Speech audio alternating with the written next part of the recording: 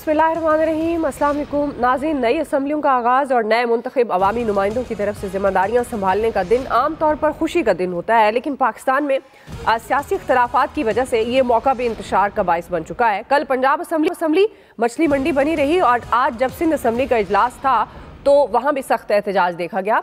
GDA, Jamaat Islami, JUI और PTI Karachi सड़कों पर एहतजाज करती नजर आई। पुलिस ने मुजाहिरीन को सिंध असम्बली की जानिब बढ़ने से रोका और उनको मुंतशिर करने के लिए लाठीचार्ज और शेलिंग भी की गई। इस हवाले से JUI के तर्जुमान ने भी रद्द-ए-अमल दिया, कहा कि पीपल्स पार्टी उतना जुल्म करे जितना कल बर्दाश्त कर सके। कराची में आमराना अदवार की याद ताज़ा की जा रही है। JUI कारकुनों के खून का हिसाब लेंगे। GDA के general secretary doctor Safdar Abbasi ने कहा कि आज जो कुछ हुआ वो एक दहशतगर्दी है और इस तशद्दुद के खिलाफ 27 तारीख को पूरे सिंध में भरपूर एहतजाज होगा। नाज़रीन, इस मुबैना धांधली के खिलाफ एहतजाज पर chairman Peoples Party Bilawal Bhutto कहते हैं कि झूठे इल्ज़ाम लगाने वाले हमें ब्लैकमेल नहीं कर सकते, बताएं तो सही कौन सी नशिस्त पर धांधली हुई। साथ ही उन्होंने ये भी कहा कि मजहबी, लसानी और फिरका वाराना दहशतगर्दी को शहर और सूबे में बर्दाश्त नहीं करेंगे।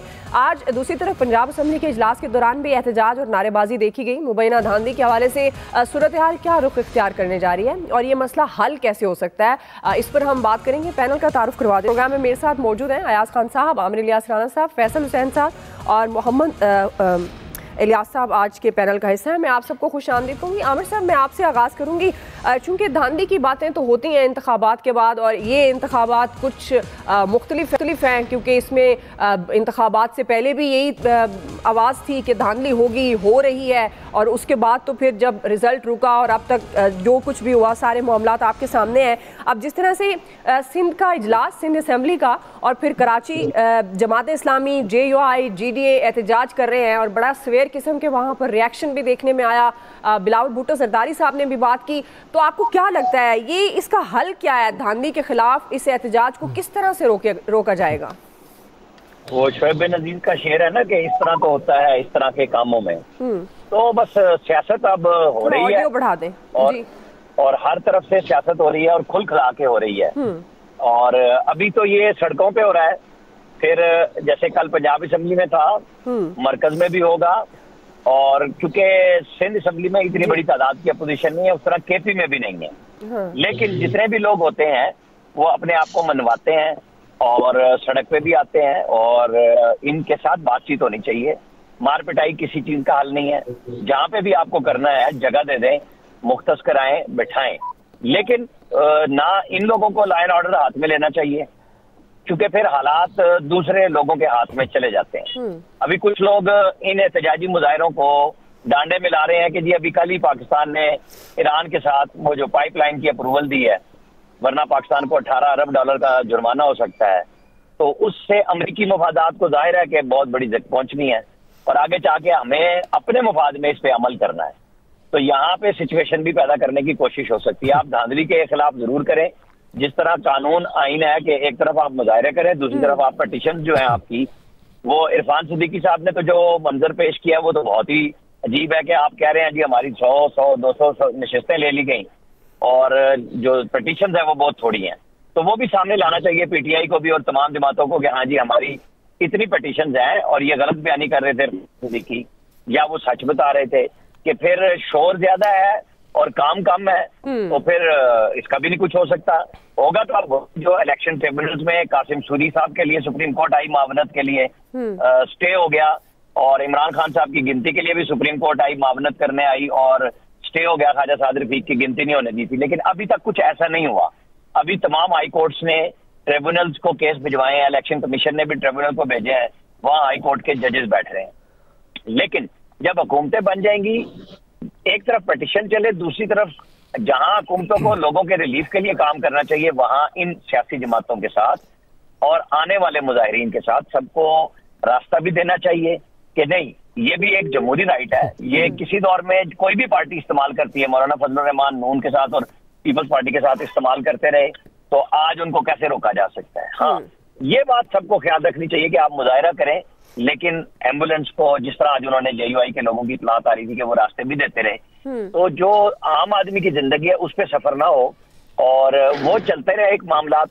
लेकिन सबसे बड़ी जरूरी बात यही होगी कि जब हुकूमतें बन जाती हैं तो अप्रोच क्या होगी हुकूमतों की जी। क्या अली अमीन गंडापुर जिस तरह मौलाना फजल रहमान के बारे में गुफ्तगू कर रहे हैं वो चलाना है, या आप बातचीत के जरिए रास्ता बनाएंगे?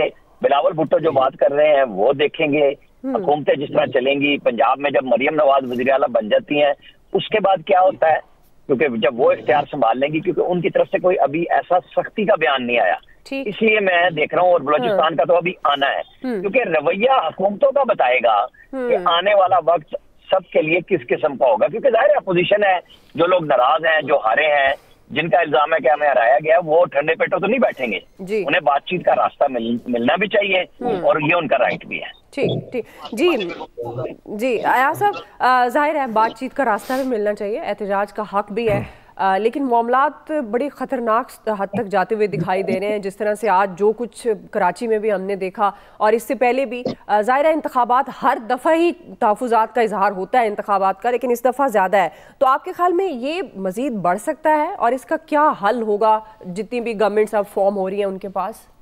दुआ इसके लिए माइंड सेट चेंज करने की ज़रूरत है। गालिबन ये समझा गया कि कोई इशू नहीं है, इलेक्शन जो जैसा भी हो जाए एहतजाज हो जाएगा ना, जैसे क्या होगा। अच्छा, एक्सपेक्ट ये किया जा रहा था कि एक जमात करेगी, ज़ाहिर है पहले ही उस पर इतना क्रैकडाउन हो चुका है कि वो बेचारे किस तरह से आके सड़कों पे कोई मसला लॉ एंड ऑर्डर का बना सकेंगे, इसलिए कोई इशू नहीं है, चिल करें। ज़्यादा से 4-6 महीने चल जाएगा, उसके बाद चीज़ें ठीक हो जाएंगी। लेकिन ये उससे आगे की चीज़ है जिस पे असर नौ गौर करने की ज़रूरत है। अब सिर्फ एक जमात नहीं है, अब कितनी जमातों के खिलाफ आप क्रैकडाउन करेंगे, ये सवाल है। और क्या आप अभी तक ये समझते हैं कि इसका हल क्रैकडाउन ही है? मतलब आप जो मर्जी कहें जी कि वो अमेरिका के मफादात हैं या जिसके भी मफादात हैं, ईरान से हो गया, वो हो गया। देखें, ये हमने बहुत लोगों को समझा के देख लिया, मतलब इतना ज़्यादा लोगों को बताया गया कि 9 मई को बहुत बड़ा सानिया था, हमने 9/11 तक उसको करार दिया, लेकिन इसके बावजूद बड़ी तादाद में लोग वोट निकल आए उस पार्टी के लिए। अब ये कम अज़ कम माइंड सेट चेंज करने की ज़रूरत है कि क्या वो जो वोटर था वो गद्दार था इस मुल्क का? नो। आपको ये देखना चाहिए कि अगर वो इतनी बड़ी तादाद में निकला वोटर तो वो कायल नहीं हुआ। मैंने पहले भी अर्ज किया था इस चीज़ से कि सारा कुछ करके देख लिया, लोगों को बता दिया, उसके बाद भी अगर उनका फैसला कोई दूसरा है तो मेरा ख्याल उसका एहतराम किया जाना बड़ा जरूरी है। सही। ये सारे मसले का हल जो नजर आ रहा है ना, ये उसी कैदी से बात करने में मुझे नजर आ रहा है, उससे हटके चीजें स्मूथ होती मुझे नजर नहीं आ रही। अभी तो देखे ना, पीटीआई उस तरह से नहीं निकली एहतजाज के लिए, अभी तो बाकी जमातें निकल रही हैं। अगर पीटीआई भी इस तरफ निकलेगी तो मतलब मुझे नहीं समझ आ रही कि आंखें हमने क्यों बंद की हुई हैं। ये गवर्नमेंट्स बनती रहेंगी, ये सिलसिला चलता रहेगा। इस तरफ ध्यान पहले देने की ज़रूरत है, क्योंकि ये बाज़ दफ़ा चीज़ें हाथ से निकल जाती हैं तो फिर बड़ी गड़बड़ हो जाती है। और जाहिर है ये मुल्क जैसे चलता है ये सबको पता है, ये उसी तरह से चलते रहना है। ये गवर्नमेंट फॉर्म हो जाएंगी, कोई प्राइम मिनिस्टर बन जाएगा, कोई चीफ मिनिस्टर्स बन जाएंगे, उससे ज़्यादा फ़र्क नहीं पड़ेगा। उसकी वजह ये कि सिस्टम जैसे चल रहा है उस सिस्टम को चेंज करने की ज़रूरत है, वहाँ माइंडसेट चेंज करने की ज़रूरत है कि अब इस हद तक चीज़ें ना चली जाएं कि बाद में कंट्रोल ना हो। अच्छा, कंट्रोल भी हो जाए लेकिन उसमें खुदा न खास्ता इतना नुकसान हो जाए कि वो फिर उस नुकसान को पूरा करना बड़ा मुश्किल हो जाए। इसलिए मेरा ख्याल है, और मैं एक और जाते जाते मुफ्त मशवरा इलेक्शन कमीशन को भी दे जाऊं कि अब मेरा ख्याल है कि वो जो स्पेशल सीट्स हैं, वो जो मर्जी आप उसको जवाज बनाएं, कानूनी बनाएं, आईनी बनाएं, मेरा ख्याल वो अब दे देनी चाहिए इलेक्शन कमीशन को। उसकी वजह ये कि आप बेशक कोई कानूनी फैसला कर रहे होंगे, लोग उसको नहीं मानेंगे। अगर आप कहेंगे जी उस पार्टी ने तो जमा ही नहीं कराई हुई थी जिसके नाम पे मांग रहे हैं, फिर आपको पहले दिन कह देना चाहिए था कि जी कानून इसकी इजाजत नहीं देता। अब जब आपने इतने दिन ले लिए तो लोग ये समझ रहे होंगे कि आज आप शायद उन कैंडिडेट्स की स्क्रूटनी कर रहे होंगे, इसलिए डिले किया है। तो मशवरा ही है, बाकी मर्जी होना। मैं एक छोटी सी बात करना चाह रहा हूँ इसमें जी, वो ये है कि लाकानूनियत की इजाजत तो किसी को नहीं मिल सकती, ना देनी चाहिए। लेकिन ये जो लिस्टों की बात अयाज साहब ने कही, तो जरा ये चेक करा लें कि लिस्टें जिन लोगों ने रात के 11:15 बजे जाके एक दरखास्त जमा कराई सुन्नी इत्तेहाद कौंसिल की, उन्होंने लिस्टें दी क्यों नहीं अब तक? वो पूरा काम इकट्ठा ही कर देते। वो पहले इजाजत मांग रहे हैं, लिस्ट तो अभी तक दी नहीं है उन्होंने। किस चीज पे बहस है फिर? जी फैसल साहब, जमात इस्लामी कहती है इनके चेहरे बता रहे हैं जाली हुकूमत है, और बिलावल साहब की बात भी वैलिड है, वो कहते हैं कि सबूत लेके आए। अब ये जो धांधली का शोर मचा रहे हैं, अब इनको चाहिए ना कि अगर इनके पास सबूत है, वो जो फॉर्म 45 की बात करते हैं, तो वो सामने रख दें ताकि पता चल सके बिलावल साहब को भी कि वाकई सबूत है, धांधली हुई है उनके सूबे में भी। तो आपके ख्याल में ओवरऑल अगर धांधली के खिलाफ जिस तरह से एहतजाज की शक्ल नजर आ रही है, क्या हल क्या है इसका फैसल साहब? जी सबूत तो ठीक है, बात बिलावल साहब की कि सबूत लेके आए, लेकिन सबूत किसके पास लेके जाना है और सबूत जो है वो कहाँ लेके जाना है और सबूत है क्या? मतलब फॉर्म 45 के बाद जो है वो आपको क्या सबूत चाहिए? उसके बाद तो फिर दो सबूत है ना, कि दो चीजें है ना, कि एक तो मेरा फॉर्म 45 है, एक आपका फॉर्म 45 है, इसका फॉरेंसिक करवा लें, पता चल जाएगा किसका फॉर्म 45 असली है नकली। हो सकता है मेरा दावा झूठा हो सकता है कि आपका दावा झूठा हो, तो जिसका असली बहुत आसान सा फार्मूला है, 24 घंटे के अंदर जो है पूरे मुल्क के इलेक्शन का जो है अंदाजा हो जाएगा। लेकिन आप तो एक पार्टी के पास जो फॉर्म 45 है उसको फॉर्म 45 ही नहीं मान रहे। हम तो ये कहते हैं कि जो जिन पार्टी हारने वाले उम्मीदवारों के पास फॉर्म 45 है वो जाली होंगे, वो 2 नंबर होंगे।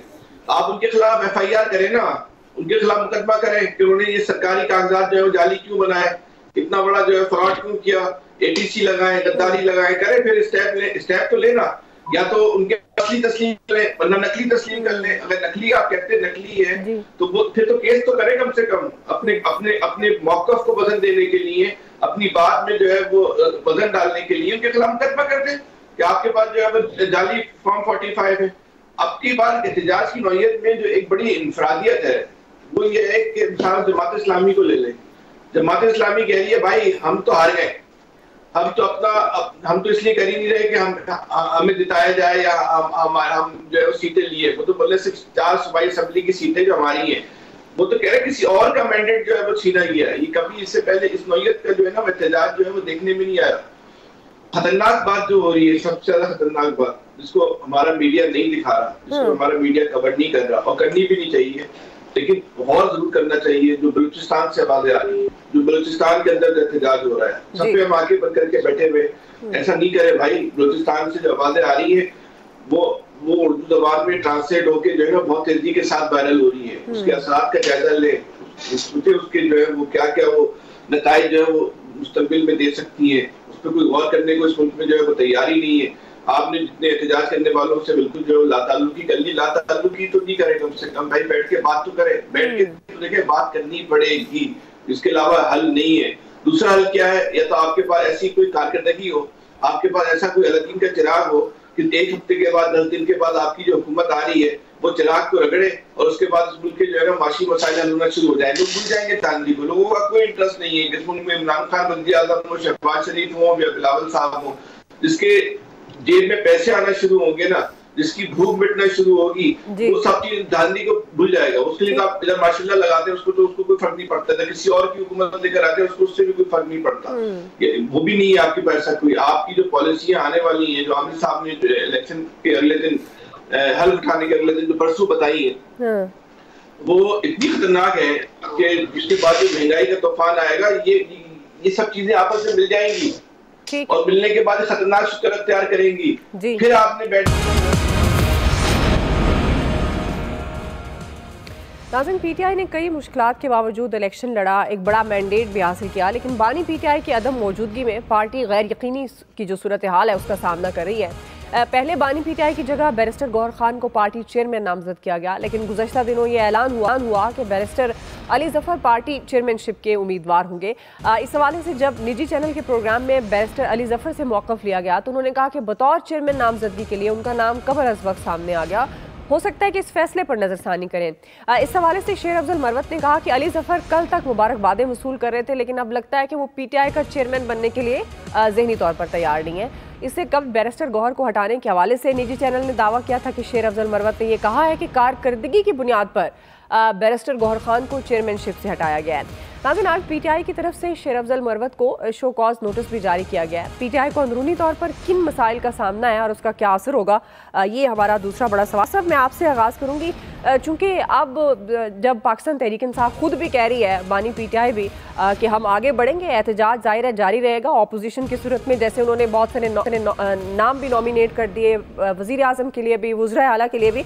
आपके ख्याल में ये जो पार्टी के अंदर एक कन्फ्यूजन है, चेयरमैनशिप जैसे पहले बैरिस्टर गौहर, फिर अली ज़फ़र, शेर अफजल मरवत के मुख्तलिफ मौक़ों पर मुख्तलिफ बयानात, इसके क्या असरात आ सकते हैं पार्टी पर? देखिए, पहले सेगमेंट में हम एक फरीक की बात कर रहे थे कि उनको अब माइंडसेट चेंज करने की ज़रूरत है, मतलब चीज़ें सीखने की ज़रूरत है ना जो हालात के मुताबिक। यहाँ अब मुझे लगता है कि मुझे ये कहना पड़ेगा कि इमरान खान साहब को भी अपना माइंडसेट चेंज करने की ज़रूरत है और सीखने की ज़रूरत है। मतलब आप जब इक़्तिदार में थे, इतने आपने वज़राए ख़जाना चेंज कर दिए, उस्मान बुज़दार जैसा एक फ़ैसला कर दिया। अच्छा, आप फिर वही कर रहे हैं कि जी एक चेयरमैन नॉमिनेट किया और फिर अब दोबारा इलेक्शन हो रहा है तो उसकी जगह दूसरा। मतलब इस तरह से चीज़ें नहीं चला करती। आप में कंसिस्टेंट होना चाहिए आपको कुछ मामलात में कि आप एक फ़ैसला करें और सोच समझ के वो आप अब वो उससे निकलें जो आपका माइंडसेट था कि यू टर्न तो अच्छे होते हैं, समटाइम्स अच्छे होते होंगे, मैं नहीं कहता कि हमेशा ही बुरे होते हैं, लेकिन एक लीडर की पहचान ये होती है कि वो जो भी फैसला करे इतना सोच समझ के करे कि उसको चेंज ना करना पड़े। हाँ, ये हो सकता है कि कहीं लचक दिखानी पड़े तो लचक वो ज़रूर दिखा दे, इससे कोई इनकार नहीं है, लेकिन इस तरह से नहीं है कि आप हर दूसरे दिन एक नया फैसला कर रहे हो कि आज ये चेयरमैन है, कल वो होगा, आज पार्टी में सेक्रेटरी ये है, कल वो जगह। इस तरह से पार्टी को भी नुकसान होता है और जाहिर है मतलब आपके जो फॉलोअर्स हैं इस मुल्क में वो भी आपकी तरफ देख रहे होते हैं ना कि आप अगर अब भी उसी तरह से फैसले करेंगे तो यकीनन उन लोगों को मायूसी होगी। इसलिए माइंडसेट अब मुझे कहना पड़ेगा कि ओवरऑल सबको चेंज करने की जरूरत है। जी फैसल साहब, एक सबसे पहले इमरान खान साहब को चाहिए, ये मरवत साहब को जिन्होंने टीवी पर लेके आते हैं और तहरीक इंसाफ का जो फेस बनाने की कोशिश कर रहे हैं, इनको रोके। आपकी ये जो टीवी पे जिस पार्टी का भी जो आदमी आता है, पार्टी की शक्ल होता है, पार्टी की पहचान होता है। आपकी पहचान ऐसी है जो कभी सलीके से, तहजीब से, तमीज से और शाइस्ता अंदाज में गुफ्तगू नहीं कर सकती कि कौन। अच्छा, दूसरी बात ये है कि ये आके खुद पार्टी के अगर उनके आधे घंटे की गुफ्तगू हो तो 20 मिनट तो पार्टी के खिलाफ गुफ्तगू करते रहते हैं। कभी आपने इनके मुंह से जो है संजीदा गुफ्तगू सुनी?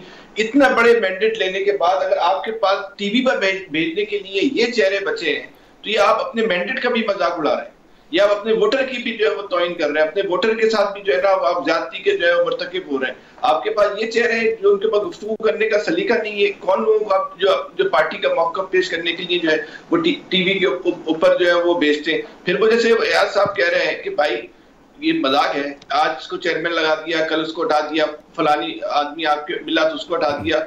एक इस तरह इतने बड़े लीडर को, अगर आप लीडर हैं तो भाई आपको जेब नहीं देता है सब ये काम करना, और कम से कम इतने बड़े भारी मैंडेट के बाद आपकी जिम्मेदारियां और ज्यादा बढ़ गई हैं। लोग आपको ज्यादा बारीक बीनी से जो है वो देख रहे हैं, वो आपके साथ इतनी गैर संजीदा हरकतें आपसे तवक्को नहीं करते। आपको अब मैच्योरिटी दिखानी होगी। और अच्छा, फिर जो याद साहब कह रहे हैं कि सीखने की जरूरत है, इस मुल्क में अजीब मुसीबत है। जो 24 साल का, 25 साल का, 35 साल का सियासतदान है उसको भी यहाँ सीखने की जरूरत है, जिसकी 70 साल की उम्र हो गई है उसको भी सीखने की जरूरत है। तो भाई सारे ये जो लर्नर और ट्रेनर जो है हम लोगों की नसीब में जो है वो लिख दिए गए। अपने फैसलों से फैसल अपने फैसलों से सीखने की जरूरत है जो माजी में करते रहे। मतलब नहीं ऐसा जब आप ये कह रहे हैं ना कि उनके फैसलों में इस्तेकाम नहीं है, मजबूती नहीं है और वो एक संजीदगी नहीं है, तो मतलब ये कि यही सीखने की जरूरत है ना। तो फिर बिलावल साहब को भी सीखने की जरूरत है, 35 साल के, 70 साल के इमरान खान को भी सीखने की जरूरत है। तो ये कौम कहाँ जाए? ये कौम के नसीब में सारे के सारे जो है लंदन इसी कौम के जो नसीब में जो है वो लिख दिए गए। इतने भारी मैंडेट वाले को भी जो है वो सीखने की जरूरत है। शहबाज शरीफ साहब जो है वो कह रहे थे कि अभी हमें 16 महीने का तजुर्बा हुआ, हम कर रहे थे, उससे पहले हमारी ड्यूरेशन खत्म हो गई। सभी हालात भी इस मुल्क के अंदर, ये अजीब दुनिया का मुल्क है कि लोग हुकूमत करके जो है वो सीखते हैं। ऐसे कैसे इस मुल्क का निजाम चलेगा? अल्लाह ताला तो कब्र तक जारी रहता है। ब्रेक लेते हैं फिर कब्र में जाके सुकून मिल जाता है। जी ब्रेक ले रहे हैं, ब्रेक से वापस आएंगे तो यहीं से कंटिन्यू करते हैं, हमारे साथ रहिएगा। वेलकम बैक नाज़रीन। आमिर साहब, आपसे भी यही सवाल, पार्टी के अंदर पाई जाने वाली कंफ्यूजन क्या असरात हो सकते हैं पार्टी पर? देखिए, बात सिंपल सी है कि 9 मई के बाद पीटीआई एक मुश्किल में फंसी हुई है। सिचुएशन इलेक्शन तक आई और अब उनके यहाँ मारदाड़ ग्रुप चूंकि बहुत आगे है और वो कहते हैं एक नहीं 10 दफा करेंगे, अगर एक दफा किया है तो। फिर शेर अफजल मरवत साहब ने जिस तरीके से, फिलहाल तो उनके चेयरमैन थे जिनको उड़ाया इलेक्शन कमीशन ने, बैरिस्टर गौर के बारे में गुफ्तगू की, फिर आज उन्हें शो काज नोटिस हो गया। अली जफर साहब भी इसी रवैये से घबराए हुए कि होगा क्या, तो वो कहते हैं नहीं पहले नाम नहीं आना चाहिए था और हो गया तो चेंज हो सकता है कि पार्टी के केसेस के पे फर्क पड़ेगा, तो वो तो बैरिस्टर गौर भी कर रहे हैं पार्टी के केसेस। मसला वही कंफ्यूजन है कि जनाब किस तरीके से फैसला करना है, कोई फैसला की कौंसल है, मीटिंग है, सिर्फ वकलाई तो मीटिंग कर रहे हैं ना। कुछ सियासतदान जो हैं अपनी पार्टी के, इनके पीटीआई के, उन लोगों का कहना ही है कि हमें इजाजत नहीं मिल रही। अब बहरहाल केस चूंकि मंडे को लग रहा है और मंडे को तो बाहर नोटिस ही होने हैं सिर्फ। इस दफा उन्होंने ये किया है जो उन्होंने तोशाखाना में गलती की थी वकला ने, कि अब फैसले की भी सस्पेंशन मांगी है और जो पिछली दफा नहीं मांग सके थे, जिसकी वजह से चेयरमैनशिप से भी गए इमरान खान। और अब बेंच भी बन चुका है, नोटिस होंगे, अब वो कितने दिन बाद होता है। मेन इनका यही है कि इनको जमानत भी मिले और फैसला भी सस्पेंड हो, जो कि तवक्को के मुताबिक हो सकता है। क्योंकि मियां गुल Aurangzeb chief justice Islamabad high court के साथ बैठ रहे हैं, जिन्होंने साइफर को 2 दफा वापस भेजा कि इसको नए सिरे से शुरू करें, कि इसके अंदर उजलत दिखाई है, कुछ कानूनी हुक्म थे जो पूरे किए गए। अब यहाँ पे चूंकि जाहिर है सबको पता है कि उसमें भी गवाहों की जो जिनके ऊपर जरा होनी थी वो वकला की अदम मौजूदगी में हुई, तो वो एक कमजोरी बताता है फैसले की। इसके ऊपर वकला की महारत आएगी काम के वो क्या करते हैं, क्या फैसला होता है, क्योंकि जमानत तो होनी है, अब हो जाए 2 हफ्ते बाद हो जाए, वो उनकी बनती है। मजीद केसेस में क्या सजा हो सकती है, चलती है नहीं चलती है। साइफर चूंकि वो जो 190 मिलियन पाउंड है वो शायद 28 फरवरी के लिए गया, जब जो फर्द जुर्म आयद होनी है जिसपे जी कागजात की नकूल है। बहरहाल कानूनी पेचीदगियां हैं जिससे पीटीआई अगर समझती है कि वो प्रेशर से निकल सकती है, तो मेरा ख्याल नहीं होगा।